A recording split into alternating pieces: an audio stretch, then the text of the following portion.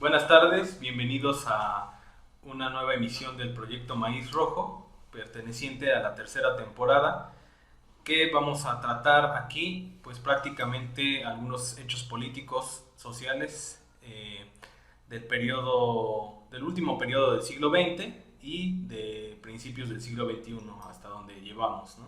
Entonces, en esta ocasión vamos a hablar sobre el periodo de Vicente Fox, su llegada a la presidencia y algunas cuestiones con respecto a la transición política para llegar a temas de diferente índole, pero también profundizar en ciertas cuestiones, algunas cuestiones de violación a derechos humanos, como fue en San Salvador Atenco en el 2005, en Oaxaca, el movimiento de la APO, el narcoperiodo de Felipe Calderón y también la desaparición forzada de los 43 estudiantes de Ayotzinapa en el periodo presidencial de Enrique Peña Nieto, ¿no?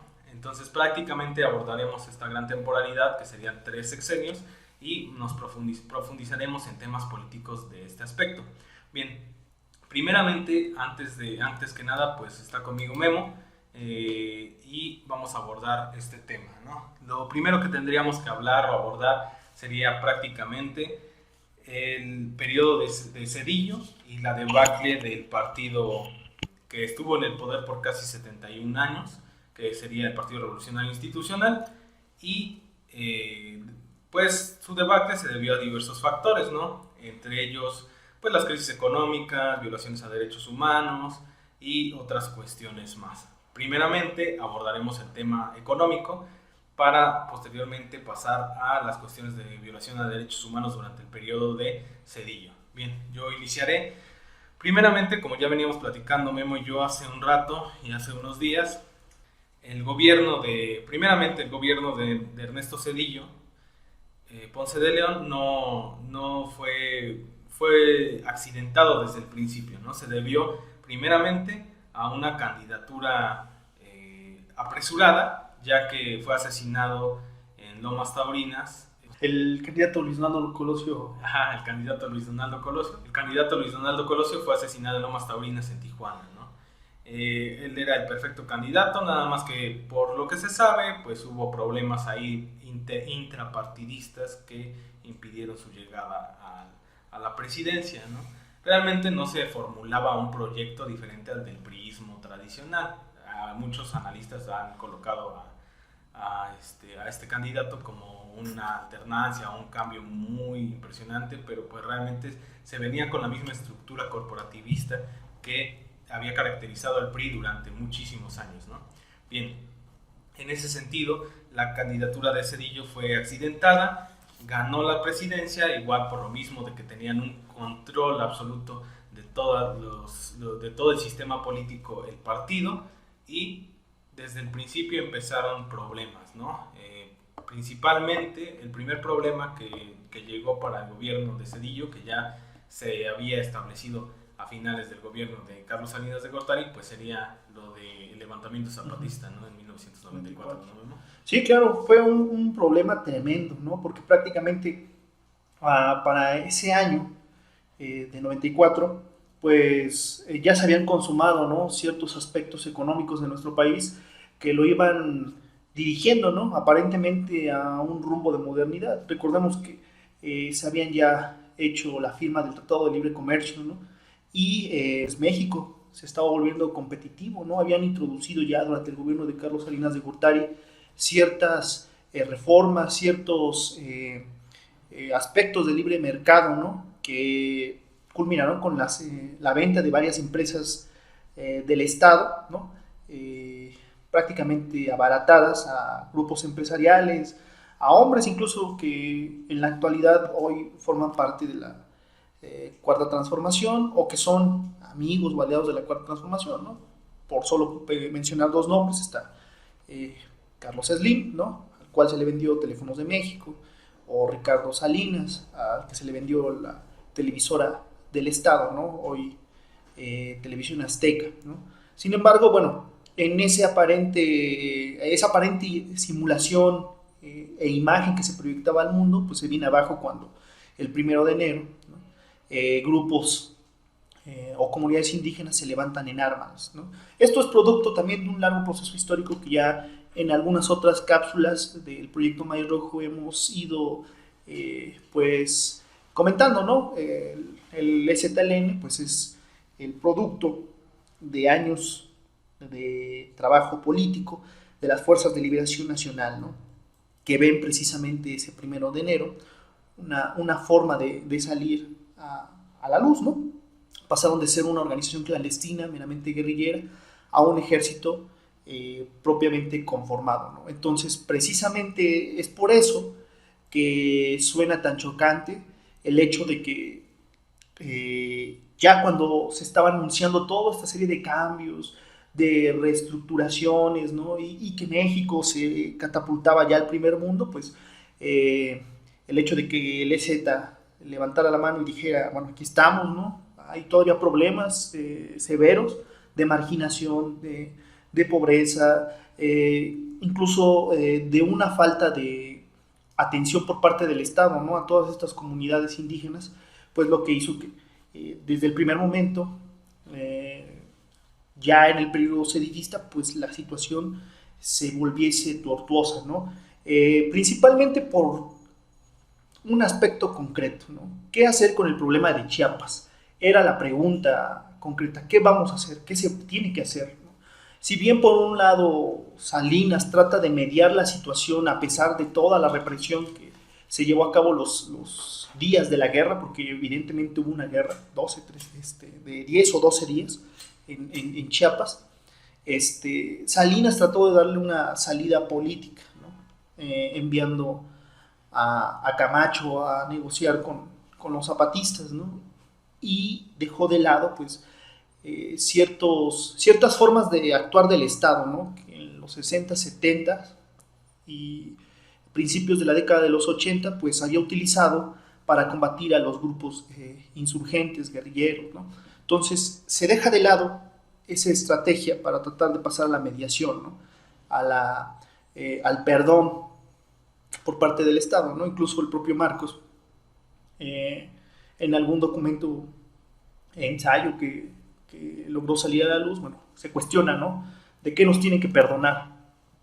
¿No? Si no hay nada que perdonar, ¿no? Pero bueno, concretamente, pues, si bien Salinas había optado por esta salida, en el caso de Zedillo, cuando adopta, o más bien cuando ya llega al poder,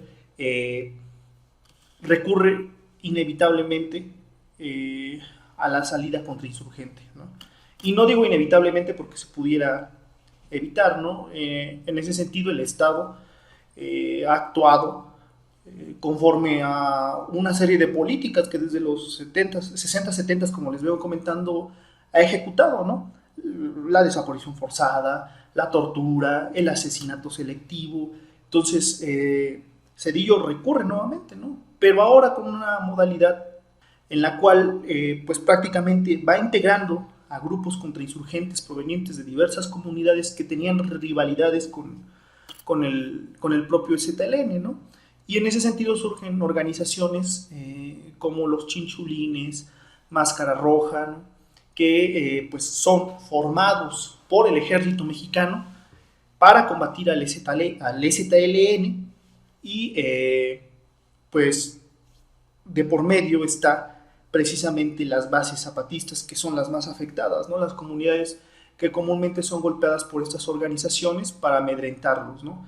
En ese sentido, bueno, durante este periodo de contrainsurgencia, donde se cometen crímenes de lesa humanidad, claro está, y donde el culpable es el expresidente Zedillo, pues bueno, se llevaron o se efectuaron dos sucesos que son trascendentales y que van a marcar precisamente al gobierno de Zedillo, ¿no? Y con justa razón.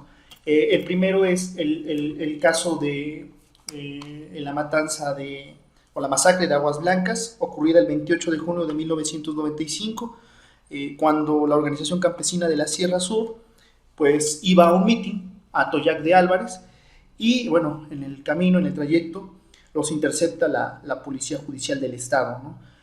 Consecuencia de esto, pues hay 17 muertos, ¿no? 17 muertos que un año después, en 1996, serán reivindicados por el Ejército Popular Revolucionario, otra organización que también es histórica, que se había mantenido en la clandestinidad y que se construyó a partir de las reminiscencias de la Unión del Pueblo y del Partido de los Pobres, ¿no? Que se aglutinaron en torno al Partido Revolucionario Obrero Clandestino, Unión del Pueblo, Partido de los Pobres, Procup PDLP, ¿no? Las siglas son muy largas, ¿no? Pero es histórico también el hecho de que hayan salido a la luz, ¿no?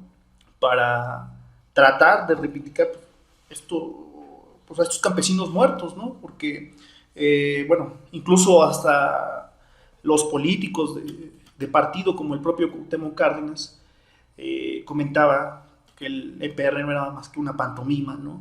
Del STLN, sin entender que las condiciones represivas y de marginación en Guerrero, pues habían ocasionado que el EPR saliese a la luz, ¿no? Con una causa más que justa, ¿no? Entonces, bueno, por un lado tenemos esta cuestión, ¿no?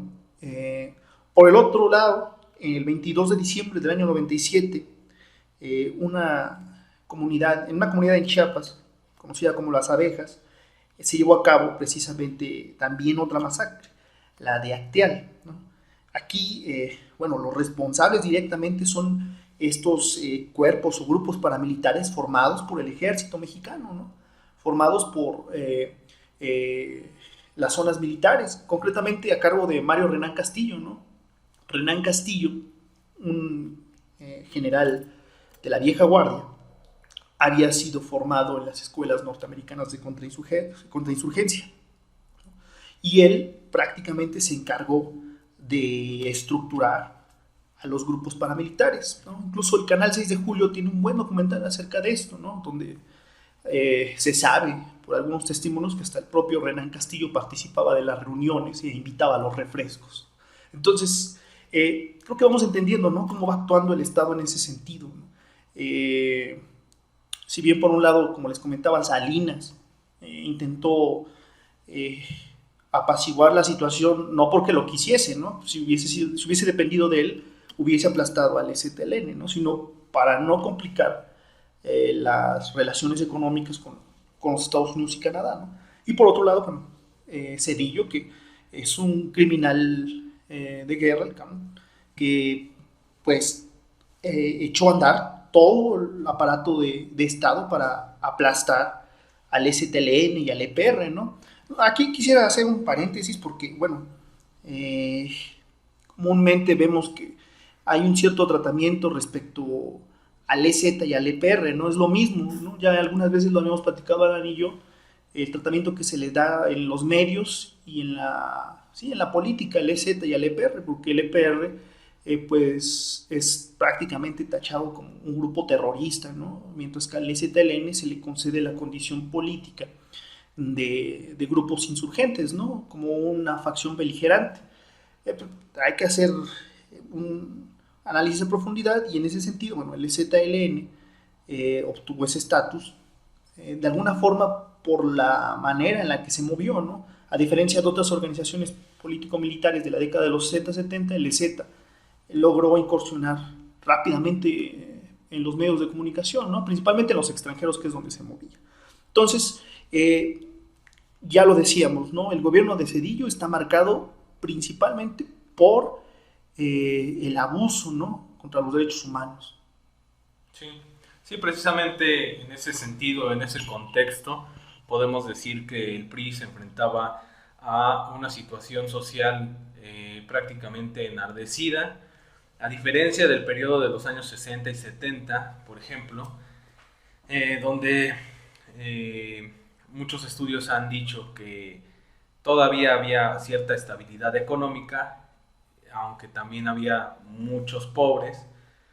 En el caso del gobierno de Zedillo y también de Carlos Salinas de Gortari, se enfrentaban a una situación económica pues completamente inestable, principalmente por, como ya lo dijo Memo, las privatizaciones, la incorporación del proyecto neoliberal, la reconfiguración del Estado hacia estas nuevas políticas económicas que se estaban desarrollando a nivel internacional.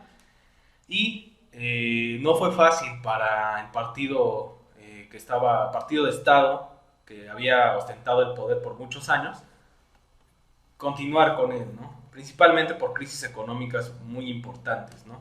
Una de ellas es el error de diciembre, pero también se da con el FOBAPROA, ¿no? Todo esto tiene largas y hondas raíces, principalmente la cuestión bancaria, como lo revisamos, Memo y yo en ciertos artículos, pues venía de un proceso de nacionalización bancaria que se dio en el periodo de López Portillo y que posteriormente se daría una reprivatización de esta banca, pero ahora sí de forma completa, salvo algunos bancos muy específicos que seguirían perteneciendo a la nación, pero en general se privatizó completamente la banca, ¿no?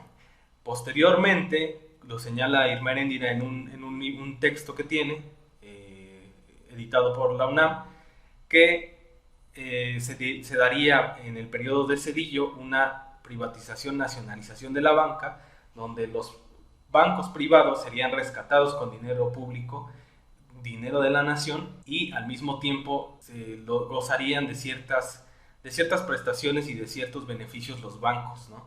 Simplemente se cargaría todo el peso de la crisis al pueblo, ¿no? Y eso se vio con el FOBAPROA y el IPAP, ¿no? Que posteriormente se trató de ocultar en ese sentido, pero había una crisis profunda en México, ¿no? Principalmente en el periodo de Zedillo, en el 95, en el 97, en el 98, ¿no? El partido de Estado estaba debilitado por una debacle social, no solamente por la conformación de grupos políticos militares, ¿no? En Chiapas, en Guerrero y en otras partes del país, sino también por el movimiento social que estaba completamente volcado hacia el cardenismo, ¿no? Al menos desde 1988, con el fraude electoral, también debilitó las bases del PRI, ¿no? Lo que empezó a funcionar a partir principalmente desde 82, empezó a funcionar una reconfiguración del PRI donde se olvidaba el nacionalismo revolucionario hasta cierto punto que se tenía bien estructurado dentro de las bases priistas, hacia un proyecto neopriista que se enfocaba en la estructuración de un proyecto neoliberal. En el gobierno de Miguel de la Madrid, Hurtado sería uno de los gobiernos con mayores reformas constitucionales para beneficiar a la clase política y empresarial, ¿no? Específicamente a ciertos grupos que se empezaban a construir en los lugares donde había más industrialización, Ciudad de México, Monterrey, Guadalajara, Querétaro, empezaban a despuntar y se empezaba a construir un proyecto neoliberal de beneficio tanto nacional como transnacional, ¿no? En ese sentido, las transnacionales empezaron a venir más, de hecho, tanto en 1985 con el GATT, con la incorporación del GATT, que era una cuestión de aranceles, y después, posteriormente, con la incorporación del Tratado de México, del Tratado de Libre Comercio, ¿no? Del Telecán, donde había una plena liberalización del mercado y donde había ya una estructuración del norte como un enclave económico que le daría demasiados beneficios tanto al empresariado, a la burguesía mexicana, como a las transnacionales y a los Estados Unidos, ¿no? Y a Canadá también. Desde ahí se empieza a gestar esta cuestión, ¿no? Ahora bien, en el periodo de Zedillo, esta debacle del PRI, tanto social como económica y políticamente, se viene a manifestar también como con una reactivación de la movilización del PAN para tener escaños en el gobierno, ¿no? En realidad, de lo que se habla es de una transición pactada, de una transición light hasta cierto punto, donde nada más hubo un cambio de partido, pero hubo un amaciato entre el partido político opositor en ese momento, que era el PAN, y el partido de Estado, que era el PRI. Aún así, como ya lo hemos discutido, la estructuración de los partidos políticos es demasiado densa, es muy particular dependiendo de la región, el estado, la localidad, cómo se van pugnando grupos pequeños o regionales el poder para llegar a la presidencia. En ese sentido, hablamos de este largo preámbulo, tanto social como político, para ya entrar de lleno a el por qué, o uno de los factores del por qué Vicente Fox llegó a la presidencia en el año 2000, ¿no? Entonces, en ese sentido, si ustedes quieren ahondar un poquito más, nosotros ya habíamos hecho 2 cápsulas, me parece, Memo, ¿no? Sí. 2 cápsulas, una sobre la masacre de Aguas Blancas y una sobre la masacre de Acteal, y también sobre la incorporación de estos grupos guerrilleros o movimientos armados que se dieron en la década de los años 90, ¿no? Y pues si se quieren informar más en ese sentido, pues ahí pueden checar esa cuestión, ¿no? Bien, entonces, como ya habíamos comentado, el PRI como tal viene de una debacle económica y se empieza a estructurar la campaña de este personaje que es Vicente Fox, ¿no? ¿Y quién era Vicente Fox? Vicente Fox fue gobernador del estado de Guanajuato en 1995 bajo una elección extraordinaria, ¿no? En ese sentido también era un empresario, era parte del Grupo Coca-Cola. Él empezó a trabajar en Grupo Coca-Cola en 1964, estuvo 15 años trabajando ahí y posteriormente fue invitado por cúpulas empresariales para formar parte ahora de una candidatura presidencial que beneficiara completamente a los empresarios, porque también no lo hemos mencionado, pero el PRI desde el periodo de Luis Echeverría hasta el periodo de Carlos Salinas de Gortari también, si bien había una relación cercana con los empresarios, también había ciertas cuestiones de oposición entre el empresariado y el gobierno priista, principalmente por esta estructuración corporativa que no solamente alcanzaba a los sindicatos, como el caso de la CTM o la CNC o la CROC, la FROC, que eran aparatos corporativizados del priismo, sino que también estaban sometidos los grupos empresariales o los sindicatos empresariales que también existen a los designios corporativos del priismo, ¿no? En ese sentido, se empieza a estructurar esta campaña de Vicente Fox para, primero, liberar hasta cierto punto al empresariado nacional y tener mayores beneficios con un gobierno completamente controlado, ¿no? Si bien esta autonomía del empresariado se empieza a ver más en el PAN, porque precisamente ese partido nace del empresariado y de la derecha histórica, porque hay muchos grupos de la derecha tan muy diferenciados dentro del PAN hasta la actualidad, pues empieza a estructurarse así de esta manera, ¿no, Memo? Claro, como ya lo comentaba Alan, sí, como cualquier otro partido, pues hay muchas tendencias, ¿no? Que reinan al interior de estos, ¿no? Por ejemplo, muy poca gente sabe que al interior del PRI, bueno, había un sector de izquierda, ¿no? Que se identificaba con, pues sí, el nacionalismo revolucionario, ¿no? Y que hoy, pues, no está desaparecido del todo, pero ocupa una posición marginal al interior del partido, ¿no? En el caso del PAN ocurre algo parecido, también hay diversas tendencias, diversos grupos, diversas organizaciones que conforman al PAN, ¿no? Una vez que llega Vicente Fox al poder, pues se vuelve más y menos notorio, ¿no? Porque realmente se volverá notorio a través de las investigaciones periodísticas, ¿no? Pero mucha gente cuando votó por el PAN no entendía la dimensión, o no sabía, más bien no conocía la dimensión del alcance de las organizaciones que existían al interior del partido, ¿no? Una de estas, concretamente, es el Yunque, ¿no? El Yunque, pues, es una organización que surge en Puebla en 1955 por parte de Ramón Plata Moreno, que fue asesinado el 24 de diciembre del 79, y por Manuel Díaz Cid, ¿no? Díaz Cid, pues, es un politólogo, es fundador también del Frente Universitario Anticomunista, ¿no? Que aquí en Puebla lo conocemos muy bien, ¿no? Que tanto a él como a esta organización no fue otra cosa más que un grupo de choque que se enquistó por un momento en la UAP, Universidad Autónoma de Puebla, y que posteriormente, pues, al haber resistencia por parte de los grupos liberales, de los carolingios, pues parten, ¿no?, a fundar su propia universidad, ¿no?, que es el UPAEP, la Universidad Popular Autónoma del Estado de Puebla, ¿no?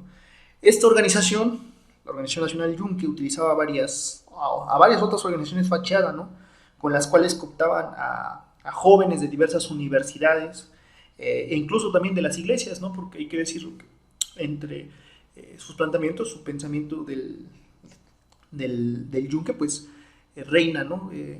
Los postulados católicos, pero ya lo exploraré un poquito más adelante. Estas organizaciones fachada, ¿no? Servían, como ya les comentaba, para disfrazar, para tratar de ocultar la verdadera imagen de la organización madre, que es el yunque. Y bueno, entre estas surgió el FUA, el Frente Universitario Anticomunista, ¿no? Posteriormente también se fundará el MURO, ¿no? El Movimiento Universitario de Renovadora Orientación, en la Ciudad de México, concretamente en la UNAM. ¿Cuál es el propósito del MURO en la UNAM? Bueno, no es otro más que el cooptar a diversos jóvenes que vienen de muchas partes del país a estudiar a la UNAM, ¿no? Y con esto crear una red más, pues, amplia, ¿no? Al respecto. Cabe mencionar que en ese sentido, bueno, el hecho de que hayan existido muchas de esas organizaciones fachada, como ya lo decía, complicó que los aparatos de seguridad del Estado, como la Dirección Federal de Seguridad o la inteligencia de la Secretaría de la Defensa Nacional, pues dieran con el yunque, ¿no? El yunque tiene como tal, pues, un financiamiento particular, ¿no? Si lo comparamos con las organizaciones clandestinas que existieron en nuestro país de izquierda en la década de los 70, bueno, la mayoría de las organizaciones clandestinas en nuestro país, las organizaciones político-militares, en la mayoría de los casos, no en todos, se nutrían, pues bueno, de fondos producto de la expropiación, ¿no? Expropiación a los bancos a través de sus camionetas de valores, del secuestro político y el cobro de los mismos, ¿no? Pero en el caso concretamente del yunque, su financiamiento va a estar desde el primer momento ligado a los sectores empresariales, ¿no? Este es el caso, por ejemplo,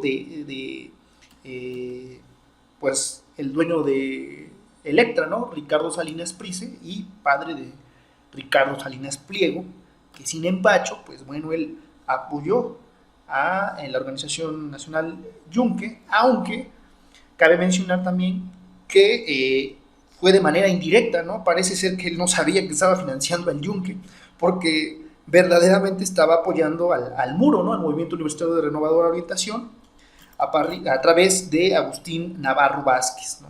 Que fue dirigente del MURO y también un miembro importante del yunque, ¿no? Entonces vamos viendo cómo se van entrelazando todas estas relaciones políticas entre la Iglesia Católica, los sectores empresariales, ¿no? Y que el hecho de que Fox llegase a la presidencia de la República, pues no es casualidad, ¿no? Es un trabajo que ya se ha ido acumulando por...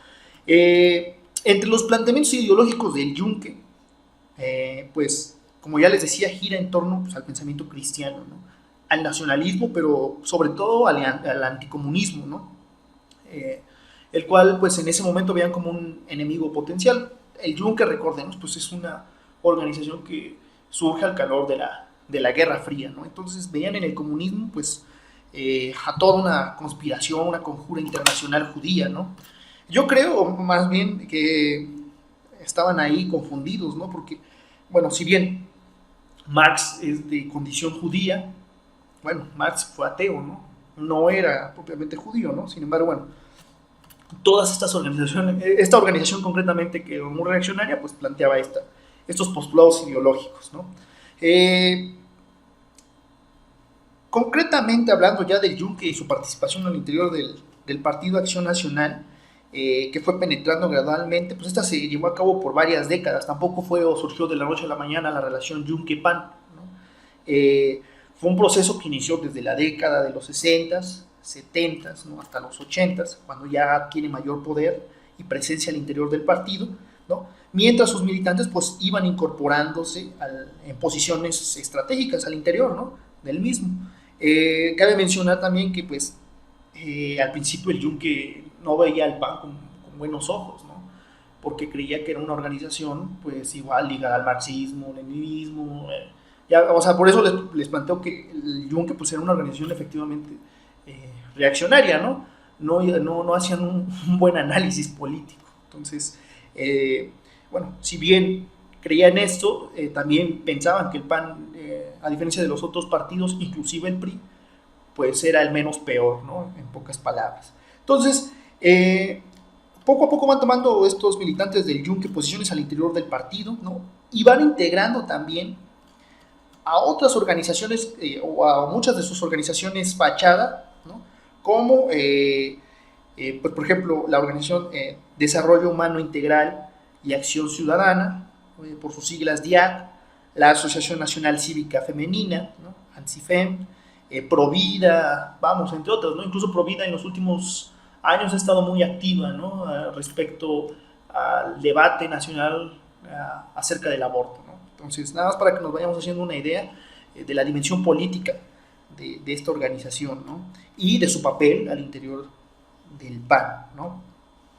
Gradualmente, como yo les decía, ya una vez tomando posiciones de poder y estableciéndose como una corriente, que lo mismo levantaba asambleas y convenciones, como el caso, por ejemplo, de la convención para elegir a presidente interno, me parece que en el periodo del año 76, donde participaba Efraín González, Morfín, y que pues fue reventada por miembros del Partido Acción Nacional, ¿no?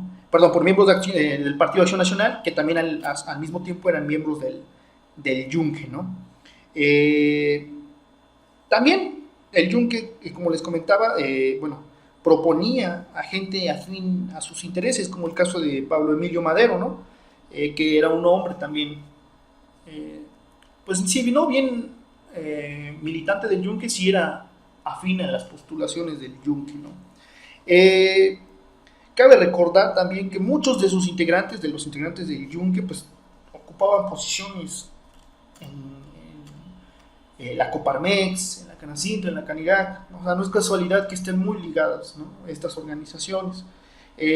Para el año 82-88 se integra una oleada de militantes del Yunque, así como grupos empresariales, ¿no? Entre ellos el Grupo Monterrey, que ya en el año 88, me parece, en las elecciones para elegir presidente de la República, donde competían precisamente Salinas de Gortari, Manuel Cloutier, Rosario Ibarra de Piedra, pues, y Cuauhtémoc Cárdenas, pues bueno, es elegido Manuel Cloutier por el Comité Ejecutivo Nacional del PAN para competir por la presidencia, ¿no? No obstante, pues al final del día, Cloutier pierde, ¿no?, la elección, y a partir de esa, pues, de ese fracaso electoral, se reconfigura el partido en muchos aspectos e incluso empieza a pactar ya con el PRI, ¿no? Una serie de cotos de poder. Pero bueno, fíjense que la situación era tan compleja al interior del partido una vez que el Yunque ha tomado poder en algunas áreas estratégicas del mismo, que comenta Álvaro Delgado en su libro El Yunque, que el padre de Felipe Calderón, Luis Calderón, en una entrevista para Proceso, decía que pues el PAN era un partido de clase, no de clases, ¿no? Y pues en ese momento se pretendía convertirlo ya en un partido de una sola clase. Se ha colocado a los empresarios a través de Pablo Emilio Madero y los representantes del Grupo Monterrey como una facción importante al interior del PAN, ¿no? Por eso es importante también entender todo este contexto en el cual llega precisamente Vicente Fox, ¿no? Como ya lo decía Alan, es apoyado por empresarios, pero también por estas organizaciones clandestinas que ya habían tomado control del Partido Acción Nacional. Y bueno, uno de sus representantes más notorios es Luis Felipe Bravo Mena, ¿no?, que era miembro del Comité Ejecutivo Nacional del PAN. Me parece también que fue presidente del propio partido. Vamos, insisto, si creemos que esto fue obra de la casualidad, estamos equivocados. Claro, sí, en ese sentido, igual como lo menciona Memo, es importante poner en contexto la estructuración o reestructuración del PAN hacia los grupos empresariales, precisamente porque es desde ahí donde se fragua o donde se consolida la candidatura de Vicente Fox Quesada, ¿no?, que hasta el momento pues era un ente político que, si bien había sido gobernador, pues no estaba bien posicionado en el espectro político tradicional, ¿no? Bueno, en ese sentido, Vicente Fox es invitado por un grupo de empresarios, que es el Grupo de Guanajuato, a ser parte de un proyecto político para que él sea el candidato, y se empieza a estructurar a partir de la consolidación de una red ciudadana, hasta cierto punto, entre comillas, llamada o denominada Amigos de Fox. Esta red ciudadana se conformaba por empresarios de diversa índole, de Guanajuato, pero también de otras partes del país, donde tenían como objetivo que Vicente Fox llegara a la presidencia de la República a partir de un plan o un proyecto que se denominó Proyecto Millennium. El Proyecto Millennium tenía como bases sustanciales la estructuración de una candidatura comercial, de una candidatura de un candidato producto, ¿no? Como lo mencionan algunos estudiosos del tema, ¿no? Candidato producto fue Vicente Fox, cómo vender a este líder, a esta persona que se hacía pasar como cualquier otro ciudadano que vive en nuestro país, pero que en realidad estaba apoyado por grupos de poder económicos y políticos muy específicos, ¿no? Precisamente este grupo y el Proyecto Millennium decían que la idea de Fox o de candidatear a Fox tenía que ser por dos frentes, ¿no? El primero sería la construcción mediática del candidato a partir de una estrategia de marketing muy importante y que inauguraría las nuevas candidaturas, ¿no? La participación de grupos televisivos como Televisa y TV Azteca de una manera diferente. Si bien en el gobierno priista estas dos, al menos Televisa, funcionaba como un aparato del Estado que mediaba las noticias o la información, hacía cercos mediáticos, etcétera, ahora su participación iba a ir más allá, ¿no? Iba a ir para la consolidación a partir del marketing, a partir de la televisación de un candidato, ¿no? En ese sentido se empezaron a meter muchas cantidades de dinero, enormes cantidades de dinero a la candidatura de Vicente Fox. La otra gran bandera sería robarle a la izquierda tradicional ciertas demandas, ¿no?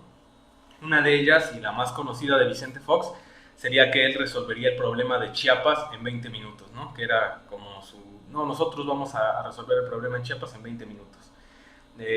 Causas sociales, como el Seguro Popular, que después se estructuraría, banderas de tipo político, como la apertura de los archivos de la represión, ¿no? Que es algo importante que tocamos en otros temas, ¿no? La famosa FEMOS, ¿no? Que se desarrolló la Fiscalía Especializada en el gobierno de Vicente Fox, pero que al final pues terminaría siendo eso, nada más, una bandera política para captar votantes, ¿no? Electores. En ese sentido, también se mantenía la vida privada del candidato muy aparte, se postulaba banderas muy específicas en contra del PRI, del priismo, del establishment como tal, pero en realidad pues era apoyado por grupos empresariales, ¿no? Hasta cierto punto la candidatura de Fox se consolidó así, a partir de una gran estrategia de marketing y también, como lo dicen varios estudiosos del tema, con la inauguración de una nueva forma de hacer política con las precampañas, ¿no? La precampaña de Fox empezó en 1997-98 y ni siquiera era parte del PAN como tal, ¿no? O sea, el PAN, si bien era Vicente Fox parte de este partido, no era visto como un presidenciable, ¿no? Más bien los empresarios y este grupo Amigos de Fox fueron los que estructuraron la campaña, estructuraron su candidatura, y al PAN ni siquiera no fue posible reestructurar otra campaña en muy poco tiempo, ¿no? Así que decidieron que Vicente Fox sería el que enarbolaría pues las banderas del PAN, ¿no? En ese sentido.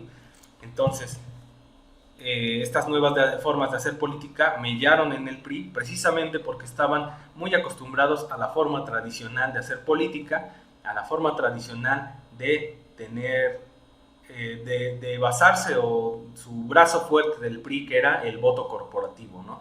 Con los sindicatos, con organizaciones campesinas, con el acarreo, ¿no? Y lo que hizo Fox fue estructurar una red ciudadana hasta cierto punto. Obviamente esto no es una defensa de Fox, ¿no? Sino más bien estamos diciendo cómo se fue estructurando y cuáles fueron las nuevas formas de hacer política que se realizaron. Se le invirtió demasiado dinero por parte de los empresarios, que incluso se tuvieron que hacer reformas políticas y electorales para mediar el financiamiento privado a las campañas electorales, pero pues también no funcionó del todo o de nada, ¿no? Realmente, con aparatos muy controlados como el IFE, que se estructuró en el periodo de Fox, ¿no?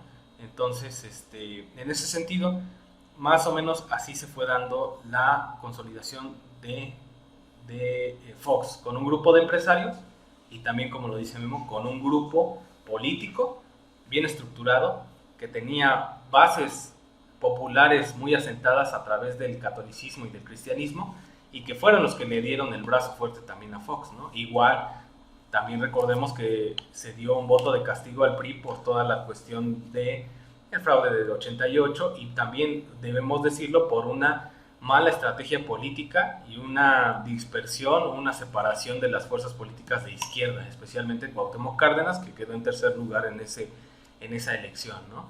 Si bien entonces las elecciones del 2000 las gana el candidato del PAN, Vicente Fox, con la Alianza por el Cambio, que se estructuraba con el Partido Verde Ecologista, un partido de reciente creación, frente a sus contrincantes, Francisco Labastida del PRI, Cuauhtémoc Cárdenas del PRD y la Alianza por México, Porfirio Muñoz Ledo, Manuel Camacho Solís y Gilberto Rincón Gallardo. Estos tres participarían como candidatos independientes.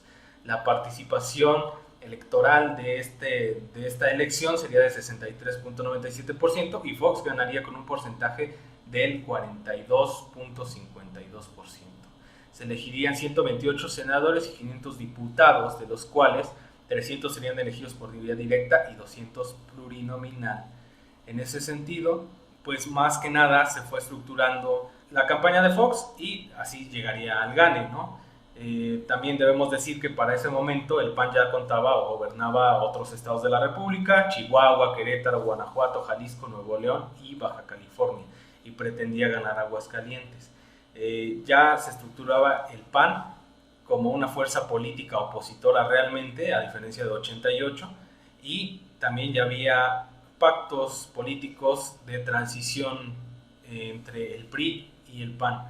Esto lo dejaría de manifiesto el que en ese momento era presidente del Partido Revolucionario de la Revolución Democrática PRD, que era Andrés Manuel López Obrador, en un debate que es muy conocido con el jefe Diego, ¿no? Donde ya los denominaba el PRIAN, porque pues existe una transición pactada donde no se tocarían los intereses creados, los intereses particulares de la clase política, de la clase burguesa, de los empresarios, y pues se sustentaría una nueva forma de hacer política donde se irían peloteando el poder, ¿no? Y que lo vamos a ver en las últimas elecciones, ¿no? Fox, Calderón, Peña Nieto, ¿no? Ya en 2018 pues pasaría otro fenómeno político que pues abordaremos a lo mejor posteriormente, ¿no? Pero bueno, ya en el poder Vicente Fox, una vez que ya se llega a la presidencia, pues comienza a olvidar esas banderas políticas sociales de la izquierda, crea el IVA, estructura el seguro popular, que en realidad era una idea como muy populachera de que todos tuvieran servicio médico, pero que en realidad tenía un trasfondo político y un trasfondo económico para deslindar a los empresarios, a los patronatos, de adherir a sus trabajadores al seguro social, ¿no? Entonces empieza a dar privatizaciones, movilizaciones de encono en contra del gobierno de Fox, y pues lo caracterizarían como un gobierno traidor. También cabe destacar aquí que durante el periodo de Fox hubo, a diferencia del priismo tradicional, que tenía una relación directa con, por ejemplo, Cuba, habría fuertes tensiones diplomáticas con este país y habría una supeditación completa del gobierno mexicano a los designios de Washington, ¿no?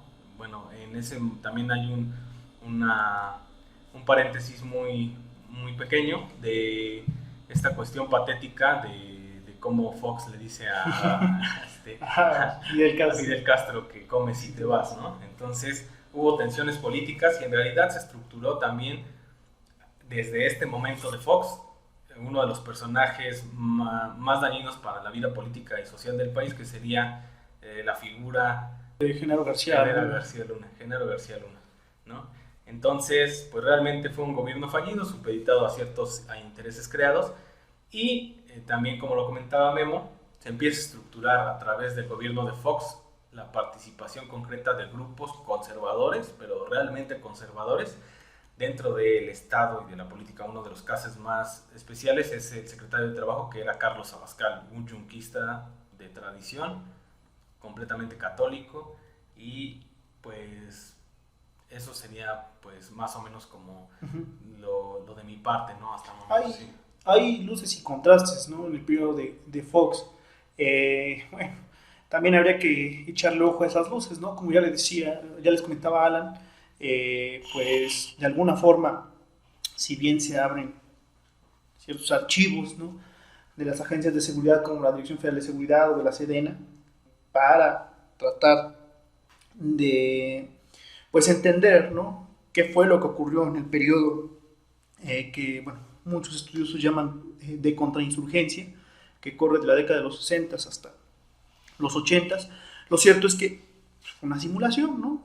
Porque los responsables, muchos de ellos ni siquiera fueron tocados, ¿no? Hay 3 casos o 3 ejemplos. El de Nazararo, que si bien fue llamado a testificar, pues prácticamente murió sin pagar su responsabilidad, ¿no?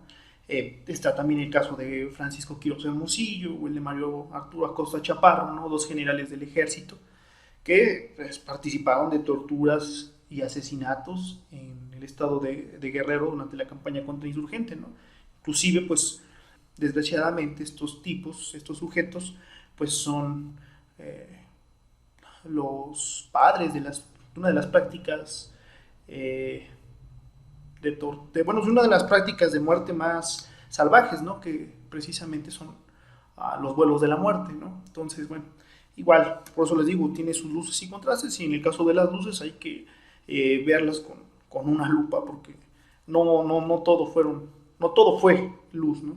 Y bueno, pues bueno, con la llegada de Fox al poder, ya como lo comentaba Alan, pues las viejas banderas de la izquierda las va dejando a un lado. En el caso del STLN, pues un problema que según él iba a resolver en menos de 20 minutos, no lo hizo en 6 años, ni lo hizo Calderón, ni lo hizo Peña Nieto, y pareciera que tampoco lo está haciendo el propio Andrés Manuel, pero bueno, es otro punto, es otro asunto. Simplemente no lo resolvió Fox, no lo resolvió.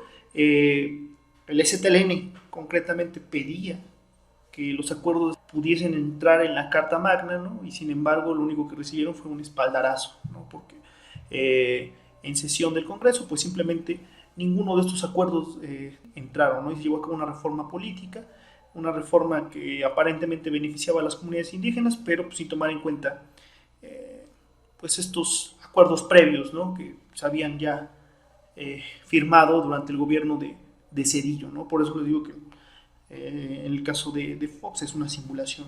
Por otro lado, también hay que destacar que la alternancia en el poder, como comúnmente se le llama a este periodo histórico, no significaron cambios, ¿no?, en las estructuras o en las agencias de seguridad, ¿no? Todo lo contrario, siguen operando, ¿no?, con estas prácticas, ¿no? Se siguen asesinando activistas sociales. El caso, creo, más pues desafortunado es el de la activista política Digna Ochoa, ¿no?, que fue asesinada en el año 2001, ¿no?, precisamente producto de su activismo político, ¿no?, producto de la defensoría de presos políticos y en muchos casos de presos que habían sido violentados en cuanto a sus derechos humanos, ¿no? Y pues bueno, Fox en ese sentido, al igual que los viejos gobiernos del PRI para el momento, se había hecho el desentendido, ¿no? Al principio dijeron o comentaron que fue un suicidio, ¿no?, pero pues después se dio a conocer que en el caso de Digna Ochoa, pues la autopsia revelaba que habían balas, ¿no?, de calibre 22, me parece, y pues bueno, una serie de inconsistencias tremendas, ¿no? Otro de los aspectos que bien vale la pena destacar del del sexenio de Fox es precisamente el escándalo del Pemex Gate, ¿no? Que es casi un escándalo con el que abre sus primeros años su primer año de gobierno, ¿no? Si no mal me... ¿Qué es el Pemex Gate? Pues, ¿no? ¿Qué es este escándalo? Pues no es otra cosa más que el producto de varias décadas de corrupción, de varias décadas de aplicar medidas de tipo de libre mercado al interior de una institución del Estado que surgió en el siglo XX producto de las nacionalizaciones a muchas de las transnacionales más importantes que saqueaban el oro negro de nuestro país, como precisamente pues la Standard Oil de Henry Clyde Pierce o el Águila de Whitman Pearson, ¿no? Son creo que las dos transnacionales, ¿no? Más icónicas del periodo revolucionario y que pues, bueno, fueron nacionalizadas durante el periodo de Cárdenas, ¿no? A propósito también de que se fueron dando nuevos descubrimientos de pozos petroleros, como el caso de la faja de oro, ¿no? Que es, pues, como su nombre lo indica, una faja, ¿no? Una franja amplia que corre del estado de Veracruz, me parece, a Tampico, en donde se descubrieron fosos petroleros desde 1909, 1910, ¿no? Y que a partir del año 38, ya con la nacionalización del petróleo, pues comienza a explotarse, ¿no? También paralelamente se funda Petróleos Mexicanos, ¿no? Pemex. Como les comentaba, pues si bien todo esto es una cuestión histórica, hay que ver, ¿no? Muy detalladamente que este escándalo, como les decía, pues es producto, ¿no? De décadas de políticas de tipo de libre mercado, ¿no? Hacia finales de los 70 y comienzos de los 80, pues México ya empezaba a sobresalir en el mercado internacional como un referente en cuanto a las exportaciones de petróleo, ¿no? En las décadas que corren de los años 40 a 1980, prácticamente la infraestructura de Pemex se duplicó, ¿no? Se creó toda una infraestructura operativa, ¿no? Que va desde refinerías, logística y transporte, hasta la fabricación ya de derivados del petróleo y productos en general, ¿no? Según, para que se hagan una idea, Ana Lilia Pérez comenta en el texto Pemex RIP, Vida y Asesinato de la Principal Empresa Mexicana, que Pemex ya en la década de los 80 se colocó como la empresa número 11, del mundo por su capacidad de refinación. Es decir, por cada 24 horas México producía 1.476.000 barriles diarios de petróleo, ¿no? Es una hazaña impresionante. O sea, estamos viendo cómo esta nacionalización construyó toda una industria, ¿no? Precisamente en los 80, con el descubrimiento de nuevos pozos petroleros que marcaron un boom en la economía nacional, pues el Estado mexicano y concretamente el gobierno de López Portillo, que había de alguna forma proyectado un programa por etapas para la recuperación económica, que había dejado la crisis del sexenio anterior y generar una crisis económica de la década de los 70, pues la dejó a un lado, ¿no? La desplaza, ¿no? Porque, pues bueno, es el periodo de abundancia del país, donde se están encontrando nuevos pozos petroleros, el precio del barril rondaba entre los 27 y 30 dólares, entonces, pues era un buen momento.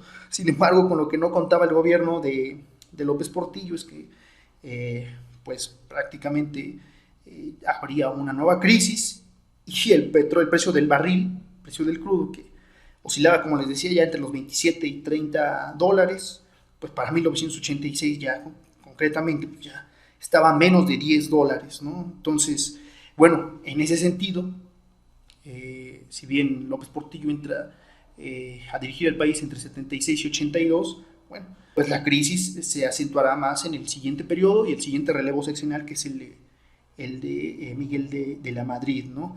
Y esto pues es producto precisamente de una serie de medidas irresponsables que tomó el gobierno de López Portillo, ¿no? Pues de los préstamos que hizo al Fondo Monetario Internacional y pues Lo que le quedó a López Portillo no fue otra cosa más que nacionalizar la banca en 1982, ¿no?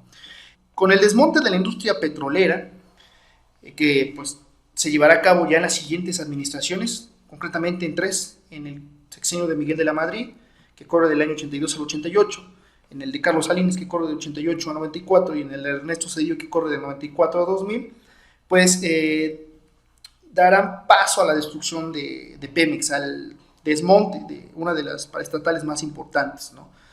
Por ejemplo, el primero en inaugurar esta serie de medidas de tipo de libre mercado, pues era el sexenio de la Madrid, ¿no? Que permite las concesiones a particulares en cuanto al transporte de Pemex, ¿no? En este caso, pues es el de la compañía Hermanos Rodríguez, ¿no? Que destapó a su vez también un caso de corrupción, ¿no? Pues los navíos que se compraron fueron con dinero de Pemex y del Banco Nacional Portuario y Pesquero, ¿no? Entonces, como vemos, pues el escándalo del Pemex que no es el único, ha habido otros casos, ¿no? Eh, ya en los 90, con las políticas de Salinas, las políticas salinistas, Pemex inicia un periodo de reorganización administrativa que la convertirá hacia 1992 ya en un corporativo abierto, ¿no? Se deja de lado toda la organización como empresa de Estado y pasa a ser ya un corporativo que es dividido en 4 organismos subsidiarios, ¿no? Que es Pemex Exploración y Producción, Pemex Refinación, Pemex Gas y Petroquímica Básica y Pemex Petroquímica, ¿no? Todos estos son organismos descentralizados que operaban con cierta autonomía, pero que aumentaban los costos de producción por una serie de medidas burocráticas que ya veremos, porque, pues bueno, al ser 4 entidades distintas, bueno, las 4 tenían directores, subdirectores de operación, y había subdirectores para todos lados, ¿no? Y todos, lo cierto es que estaban desangrando a Pemex, ¿no? Esta reorganización permitió que el sector privado pudiese incursionar en otras áreas también, ¿no? de Pemex, áreas estratégicas como por ejemplo el transporte. Ya lo habían hecho durante el periodo de la Madrid, bueno, pues aquí se duplica, ¿no? En el caso de los transportes, pues de alguna forma la flota aérea y marítima que tenía Pemex son puestas a la venta, ¿no? Y los servicios aéreos de Pemex, que que tenían una flota importante, ¿no? Como lo comentan la línea Cedillo, la más grande de América Latina, es puesta a la venta y ahora tienen que contratar servicios de particulares, ¿no? Vamos, que prácticamente Pemex estaba siendo vendida al mejor postor, ¿no?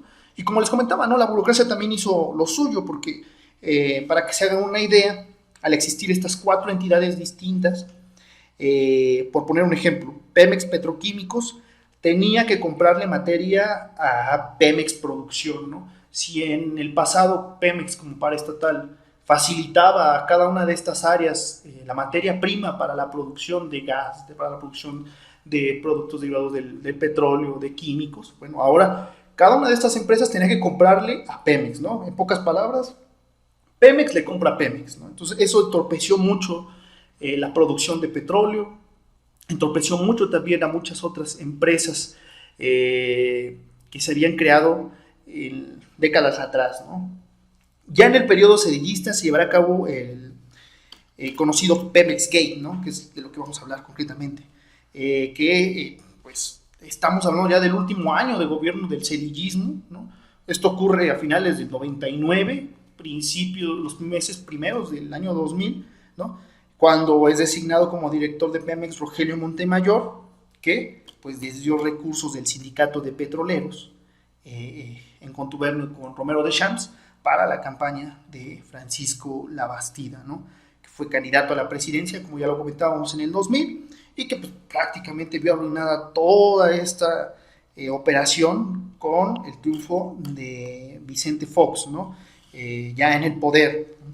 Sí, pues prácticamente en ese sentido, esa sería como la primera prueba de fuego en términos de corrupción del periodo de Fox, donde en realidad pues no se hizo mucho, ¿no? O sea, se hizo lo que usualmente pasaba en los gobiernos, que era de priistas, que era las cabecillas más bajas o los secretarios, se metieron a la cárcel a ciertos sindicalistas, a ciertos burócratas del PRI, del CEN del PRI, pero pues en realidad no se tocó ni al presidente, que era Roberto Madrazo en ese año, ni tampoco al candidato fallido del PRI, que era Francisco Labastida, ¿no? No se tocaron a empresarios, no se tocaron a otras personas, y en ese momento el IFE solamente les dio una amonestación económica, tanto al PRI por el Pemex Gate, como al PAN por la campaña de Amigos de Fox, que invirtieron demasiado dinero, ¿no? En ese sentido, igual, como lo comentaba Memo, la violación a derechos humanos dentro del gobierno de Fox continuó, ¿no? Él ya mencionó el caso de esta activista, Digna Ochoa, pero también un caso muy particular en la Ciudad de México que pasó en el gobierno de Fox sería también el encarcelamiento de los activistas, los hermanos Cerezo, y también posteriormente, igual en el gobierno de Fox y en la presidencia de Fox y en la gobernatura de Enrique Peña Nieto, la violación de derechos humanos en el pueblo de San Salvador Atenco, en el Estado de México, ¿no? Que fue una represión muy importante, fue una operación de Estado, fue una coordinación entre el gobierno priista y el gobierno panista de Vicente Fox, y bueno, eso ya lo tocaremos más adelante en otro programa, más profundamente. Pero pues en sí estas fueron como las dos, a la mitad del periodo de Fox, como las características represivas del Estado que seguían en este momento. También nada que ver con el activismo social y la represión, pero por ejemplo algo que se caracterizó fue que el 19 de enero del 2001 el Chapo Guzmán se fuga del penal de máxima seguridad de Puente Grande, Jalisco, ¿no? Y que quedaría marcado el gobierno de Fox porque pues acababa de entrar realmente, ¿no? Y se fuga el Chapo, se empieza a estructurar la narcopolítica, puesto que las estructuras priistas que tenían controlado hasta cierto punto a algunos grupos criminales que se empezaban a estructurar ya desde 1988 o un poco antes, pero ya más fuerte o de una manera más consolidada, los cárteles en el periodo de Ernesto Zedillo, en el periodo de Carlos Salinas de Gortari. En este momento el gobierno panista pues empieza a estructurar también esta especie de nueva política que es la narcopolítica y que marcaría completamente el sexenio de Felipe Calderón, ¿no? Entonces, como ya lo decía, Genaro García Luna se estructura a partir de la AFI, o bueno, se consolida su papel tanto represor como político en la AFI, y después como secretario de Seguridad Pública de Felipe Calderón, ¿no? Como este personaje pues prácticamente todopoderoso en la política mexicana, que incluso Anabel Hernández menciona en algunos textos que tenía en algunos aspectos más poder que el mismo presidente de la República en ese entonces, Felipe Calderón, ¿no? Pero su origen viene desde el gobierno de Fox en la AFI, y también se empiezan a estructurar más pactos con el crimen organizado.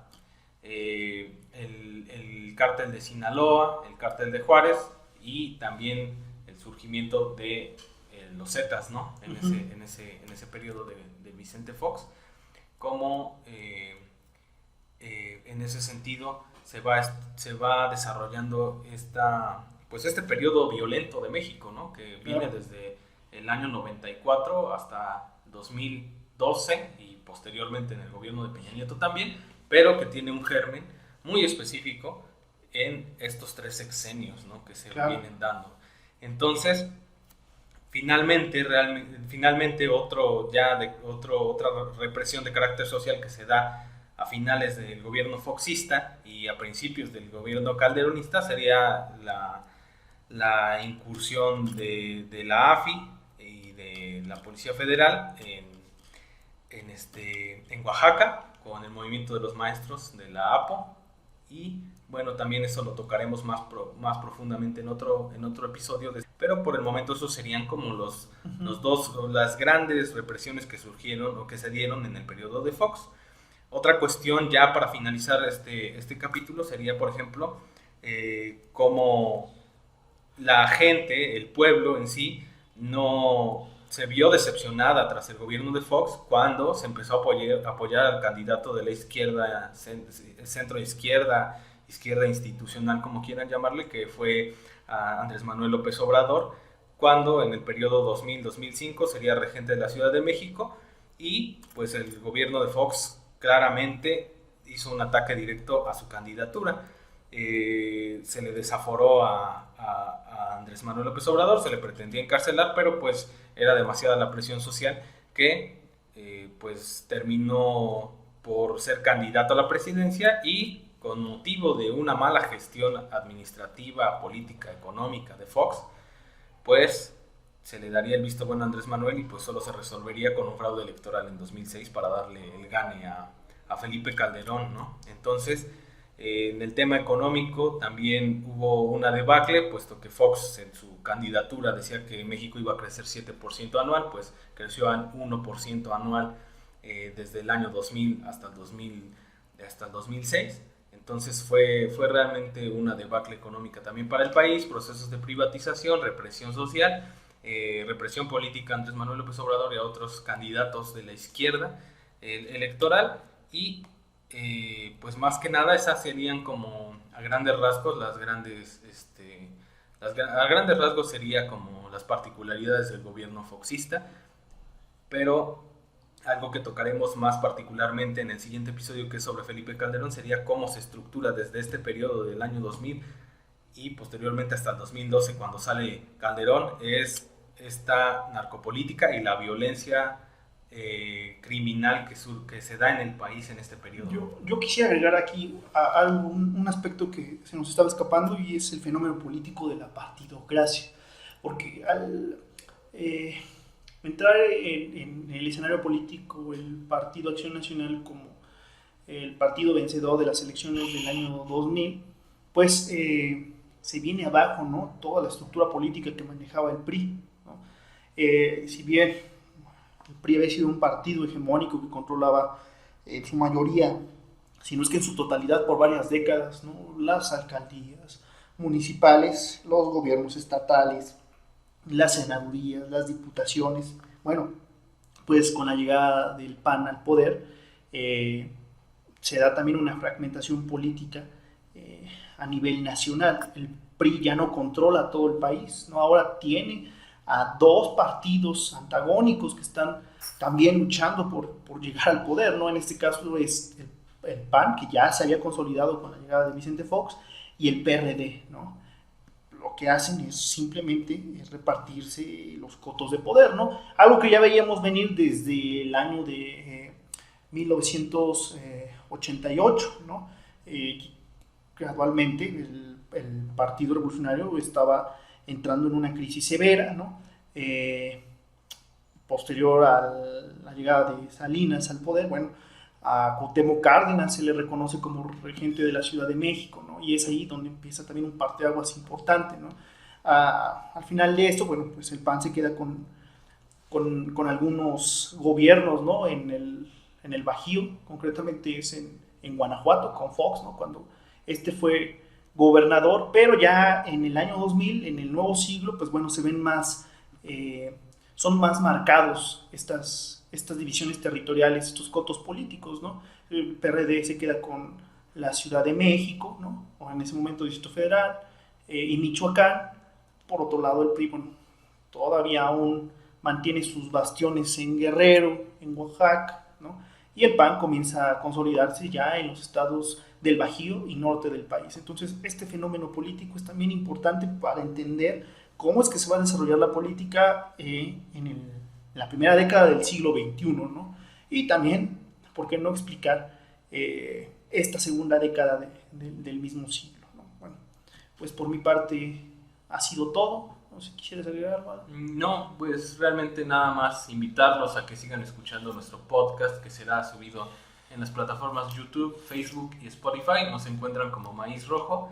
Y pues si pueden darle like a nuestra página de Facebook nos ayudaría mucho. Si pudieran darle like a nuestros videos que están en forma de cápsulas y también de programas anteriores en la plataforma de YouTube, pues nos ayudaría mucho para consolidar más este proyecto.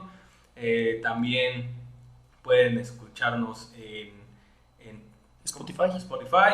Y pues sí, eso sería todo. Solo que sigan apoyando el proyecto y pues nosotros seguiremos publicando lo más que podamos este programa. Igual una disculpa por no haber subido esta tercera temporada, se atravesó la cuestión de la pandemia, pero pues nuestra intención es seguir con estos podcasts, no solamente para la cuestión política o social, sino también ya incluir otros programas, otras temporadas con otro tipo de temáticas, con otro tipo de tópicos con respecto a la historia de México. Por ejemplo, no hemos tocado ciertos temas, por ejemplo, de la Revolución Mexicana o ciertos temas de la consolidación del priismo en México, cuestiones laborales, cuestiones sindicales, todo eso que viene a nutrir nuestro programa, ¿no? Entonces, pues los invitamos una vez más a que le den like y a que nos escuchen. Entonces, bueno, por mi parte sería todo igual y pues de parte de Memo y de su servidor Alan, nos despedimos. Muchas gracias. Hasta luego.